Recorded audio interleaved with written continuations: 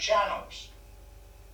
And you've got so many different ways of finding out things. And also, the best way to find out about anything is to take a trip and go and see people. Be a human being mixing with other human beings. And when you go in to any country in the world, and I can witness to this, I can bear witness to this. I've been into 3 or 4 countries in the world where I was told not to go because they would kill me and eat me.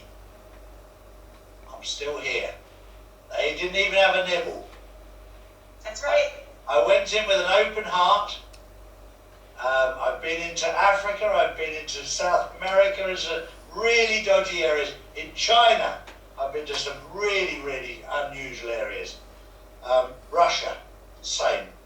Been into some places that are, the hotels would recommend you didn't go there. But I went there. And I came out with a bigger smile than when I went in. And I think this would be good for the whole world to be able to, we're also with humanity. People like you and I, you'll leave Miami and I'll leave southern Spain and we'll go into Africa and help them rebuild. We'll go into places like Iraq, Syria, Libya, the Lebanon, and it'll be an absolute privilege and an honour to go in and help these people. I would love to do that. That would be amazing. Wouldn't it just? And just learn about their culture. Oh, that would be just such a priceless experience. When I met my wife, I'm obviously English and my wife is Turkish. And I often explain to people about different cultures. Forget about religion, she's a Muslim and I'm a Christian, non-practicing. But let me just tell you one little thing that makes me laugh. In England and America, that means yes and that means no. Right? In Turkey, that means no and that means yes. Seriously? So can you imagine when we got together, how much fun we had? Because I thought she was saying yes. Oh my God, that's hilarious. Isn't it brilliant? But this is culture for you, that when you suddenly get a grip on people's culture, and it's like when you go into Thailand, when they're so polite, and Japan, and you learn about culture, you learn about respect, you learn about love. You don't learn about hate. The only time you learn about hate is from television and government. How true. Isn't that the truth? Yeah, it is. Yeah. So we're living in an amazing time, but I'll leave you with that little thought that means no and that means yes. I'll be cracking about that all day. That's hilarious. It's absolutely brilliant, but that's the difference between Turkish and English. That explains so many things and going chaotic in our world, doesn't it? That we misunderstand each other. I tell you what, if you look at the facts of the wars around the world, over 98% of them were started by a misunderstanding. Absolutely. Absolutely. Yeah. And it's so easy to see, but you'll only learn this by travelling.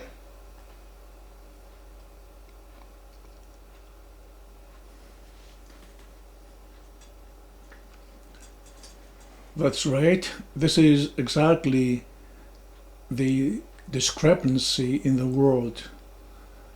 The way Turks making a sign of yes for the rest of the world means no. If we go to the educational system, if we go to the mechanism of communicating with each other, what do we use? We use logic, we use common sense. But how can you communicate when people have different values than the other one, and they show them in a different way opposite to the other people? Is there to be a communication between those people? Evidently no, because the right of one will be the wrong of the other. And you can't wait to be taught about this. This is a measure of common sense that we use. These are the tools we use to communicate with different people. If we take this as practical gesture, and we can easily get away with this by adjusting to the other people's signs and symbols, what about our metaphysical education, our metaphysical knowledge, the religious, as we call, knowledge? If noting in this way, Turkish way, has been enshrined in their holy books, this won't be changed. It will be taken as a holy sign. If the other people, they have the opposite sign of saying yes, and it is enshrined in their own holy books, that won't be changed. What happens then when the time comes to get people together and communicate with each other and solve problems and progress in relations, economic, educational, social? Will be a deadlock. And this deadlock stems to hatred, because our interpretation of this sign is coming from our holy books, and they won't be changed. The same will allege the opposite side. Therefore, in the end, will come to blows and fight. This is going on for 1,700 years today. And this hatred has been enshrined in books, in the holy books of the religions of Jehovah: Jewish, Christian, and Muslim. These three religions, they have those unbending, hard dogmas, unchangeable. And it has been the big problem and the big drawback of human relationships between people.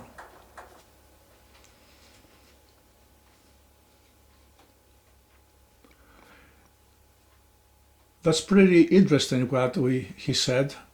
This is Charlie Ward. And if he gets away with his message that his wife does not practice Islam, makes no difference, since 1.25, I don't know, billion of people around the world are Muslims, and so much are Christians. So half of humanity are Muslims and Christians, and also a small percentage Jewish. Therefore, humanity is cut into the middle of two different people in metaphysics, in religion, and the main tenet is that the one knows the truth so much as the other does. Therefore, what is the problem in humanity? The problem is that people should preach, and should put into the schools the truth that is coming from the clear, unbiased, non-dogmatic education, παιδεία.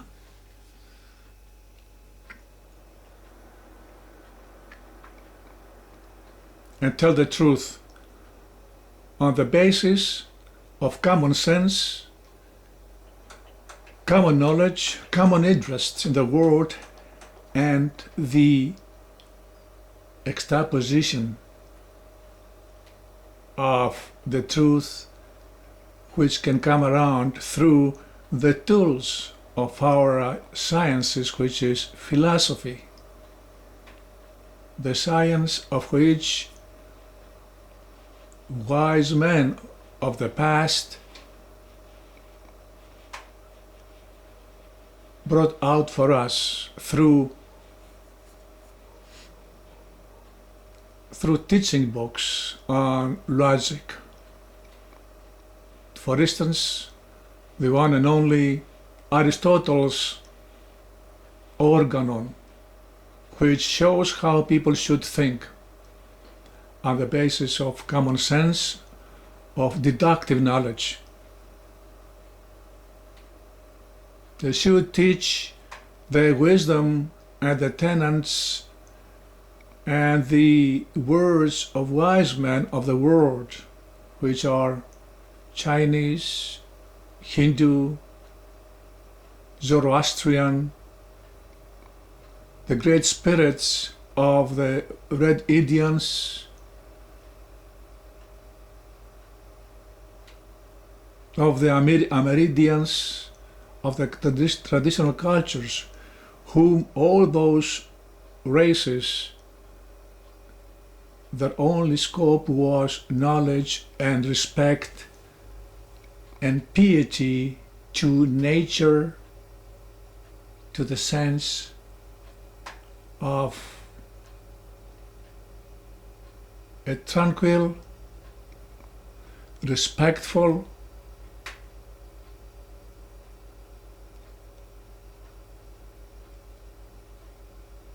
humble attitude to that which it is unknown to us, which is none other but the idea of a being which oversees the universe.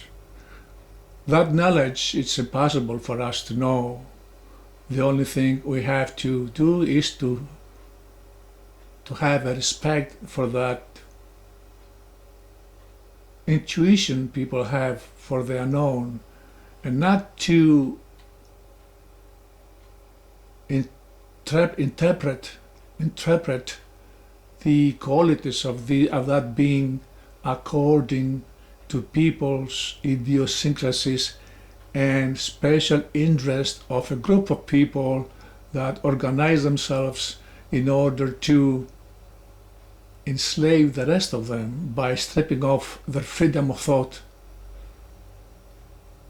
That happened to humanity 2,000 years ago with the advent and appearance of Christianity and Islam, those terrible dogmas which imposed their beliefs upon humanity by force and persecution. And they have enslaved human beings' brains today, which we see still with the new, as they say, upcoming renaissance of human knowledge, which they call it GESARA and NESARA. They embroider this movement with Christian values.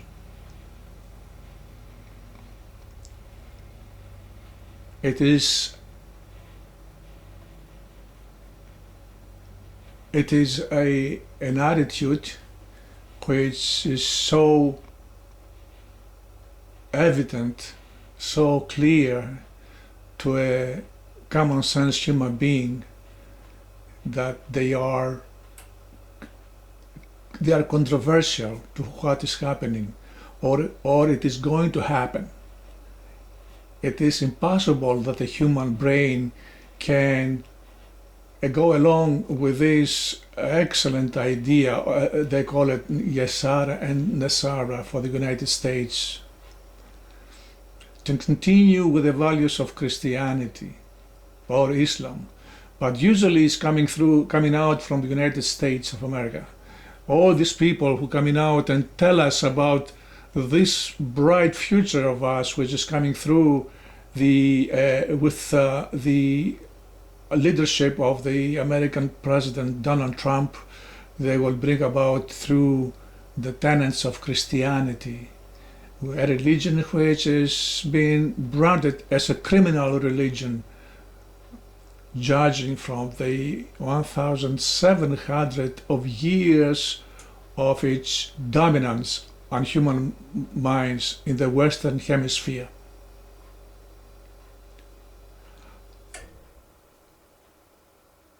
Even if we will come about to live in that bright future, and this trend continues with their ideas of Christianity, then human beings won't solve the problems of interacting in free thought and in knowledge, but the dichotomy of knowledge will continue, hatred will continue, and nothing else will change, but only economically humanity will change. They might have a better life,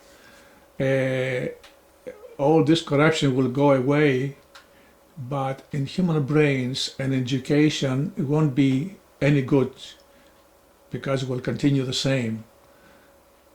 Traditional cultures still will becoming victims and suppressed, and will be known still as unbelievers. And the other side will still hold the truth of the metaphysics. A situation absolutely paranoia. And if this will continue, we'll come up with the final judgment that humanity, the present day type of human beings, it's an accident.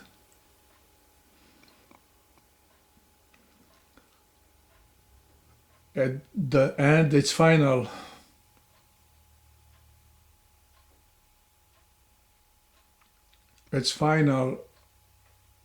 road in life will come to the end of a clash, of a final clash, which will be extermination.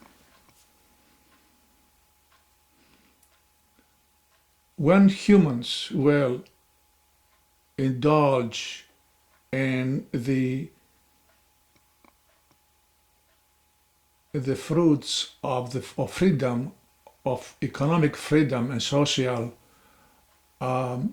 pleasure, will enjoy all the goods this movement will bring about, and they will exhaust themselves of the well-being and euphoria, then will remain nothing else but to come in blows with each other on the matters of metaphysics.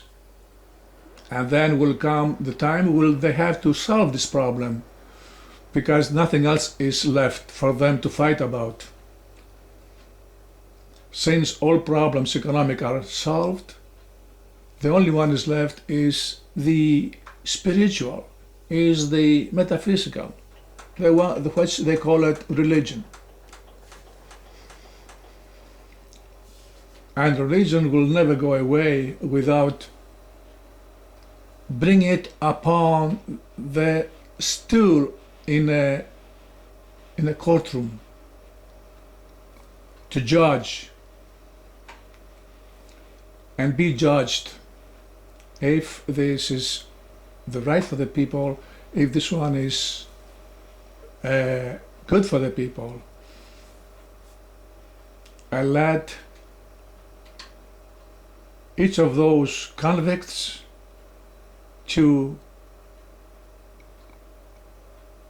to give the record of their hegemony and authority they had upon the world as long as they still live and exercise. And this eventually final fall of the curtain will take place on Arios Pagos, here in the land of Homer, in the court of the gods in Athens.